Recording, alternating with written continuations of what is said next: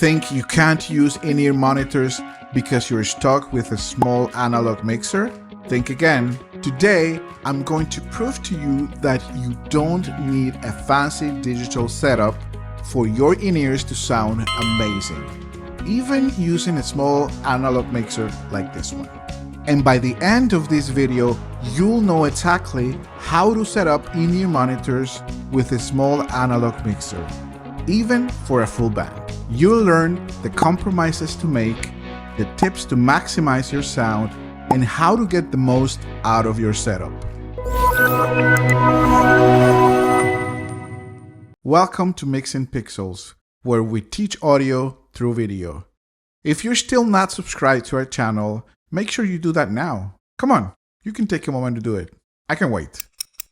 And while you're at it, make sure you hit that notification bell so that you're always informed when we upload new videos. We are huge advocates for the use of in-ear monitors, not only because you're able to hear yourself better, but also you're protecting your hearing, which is something quite essential for musicians who are planning to make music for the long haul. In my experience as a musician and a sound engineer, a lot of people decide not to use in-ear monitors because the venues they play are either small or those venues don't have a digital sound mixer. They only have a small analog or semi-analog mixer.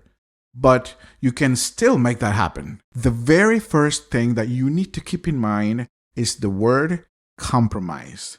A lot of these analog mixers are somewhat limited. Like the one we're using today, it has only 4 outputs available. If you're a power trio, then you are okay. But if you're a band with more than 4 people, you will need to compromise. At the end of this video, I will give you 2 bonus pro tips that you can use if you're a band with more than 4 people. So make sure you stick around. The first thing to compromise is stereo mixes. You will have to use mono mixes. You can still use stereo mixes only if everyone shares the same mix, essentially hearing the same thing. The second thing to compromise is individual mixes. Since we have only 4 outputs and your band is more than 4 people, someone will have to share a mix with someone else. The third thing to compromise is effects on voices and instruments. Although this analog mixer has 4 outputs, usually the 4th mix is used for effects such as reverb and delay. So if you want to use all 4 outputs, you will have to compromise and not use effects on voices and instruments. The 4th thing to compromise is how volume is used in the mixes. You have to decide if you want the voices and the instruments to have the EQ in their mixes. That will be a post-EQ mix. The downside of this is that your volume is tied to the main fader of the channel. That means no matter how much I turn up the knob for channel 1, that volume is directly tied to the fader. The alternative is to have the volume completely independent from the main fader. You can do that, but you won't have any EQ on that channel. It will sound raw in your in-ear mix. So let's go ahead and use this mixer for a power trio, and that is drums, bass, and an electric guitarist who sings. In this case, they will all be using a wire Behringer P2, and I will be using a 1/4-inch connector on one end and a male XLR on the other. I will use mix or output 1 for the electric guitarist who sings, mix or output 2 for the bass player who sings, mix or output 3 for the drummer. And I can still use mix 4 to apply effects to channels like the voice and some drums. I will use the mixes as post-EQ so that the volume of the mixes is directly tied to the fader of the channel, but the mixes will be EQ'd. The number of inputs on this analog mixer is limited, in this case 8, so I will work accordingly. Channel 1, kick. Channel 2, snare. Channel 3, rack tom. Channel 4, floor tom. A lot of people would rather mic the hats or use one or two overhead mics. That's not what I do. I'd rather mic the individual drums and let the acoustics of the room amplify the hats and the cymbals, which are already very loud. I cringe when there's only two channels available for the drums and they use one for the kick and the other one for an overhead with a condenser mic. Please don't. Channel 5, bass. Channel 6, electric guitar. Channel 7 and 8 for the voices. Now let's add a keyboard player to this band. And to make it even more interesting, the keyboard player will be using two keyboards. In this case, my channel layout will look like this.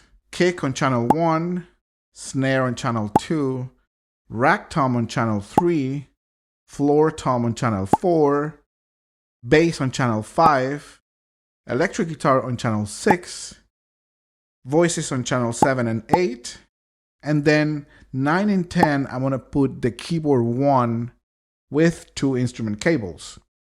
And on channel 11, 12, I will put keyboard 2 with two instrument cables. And for the in-ear mixes, I will use mix or output 1 for the electric guitarist who sings, mix or output 2 for the bass player who will also be singing, mix or output 3 for the drummer, and mix 4 for the keyboard player, sacrificing the effects for the sake of the keyboard player having their own individual mix. I will use the mixes as post EQ so that the volume of the mixes is directly tied to the fader of the channel, but the mixes will be EQ'd.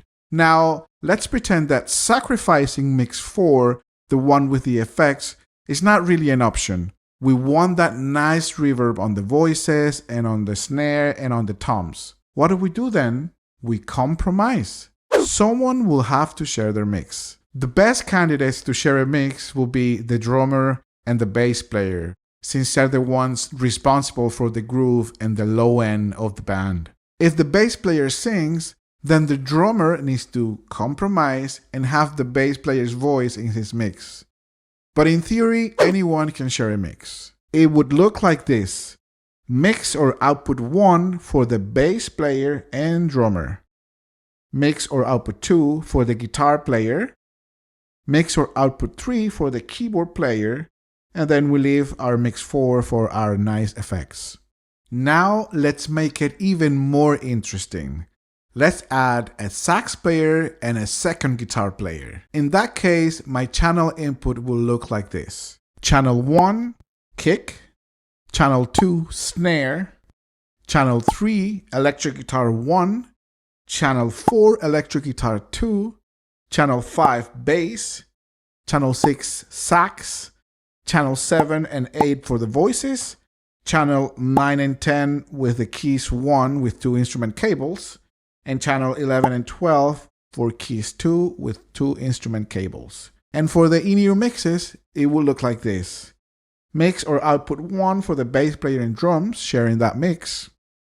Mix or output 2 for the two guitar players, sharing a mix. Mix or output 3 for the keyboard player and the sax player. So in theory, everyone is sharing a mix. This is how you can make it work to have in-ear monitor mixes when the only mixer available is analog or semi-analog. Compromise is the way to go. Now, for those of you who stayed until the end of the video, here are the 2 pro bonus tips that I promised. 1.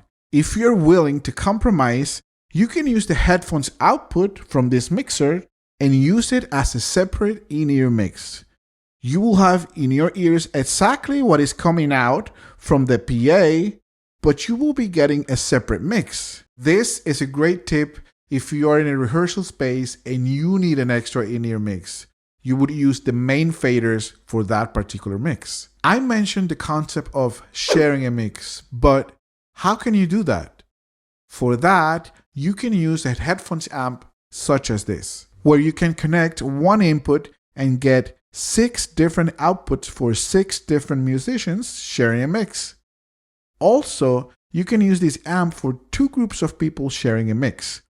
You can have one input coming out of output 1, 2, and 3, pan all the way to the left.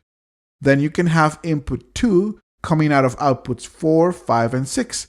Pan all the way to the right. That way you would have two groups of 3 musicians each sharing a mix. Now that you know this, why not give it a go to use in-ear monitor mixes on an analog mixer? Let us know how you get on, or if you have more questions about this in the comments below. And remember, great sound is always within your reach.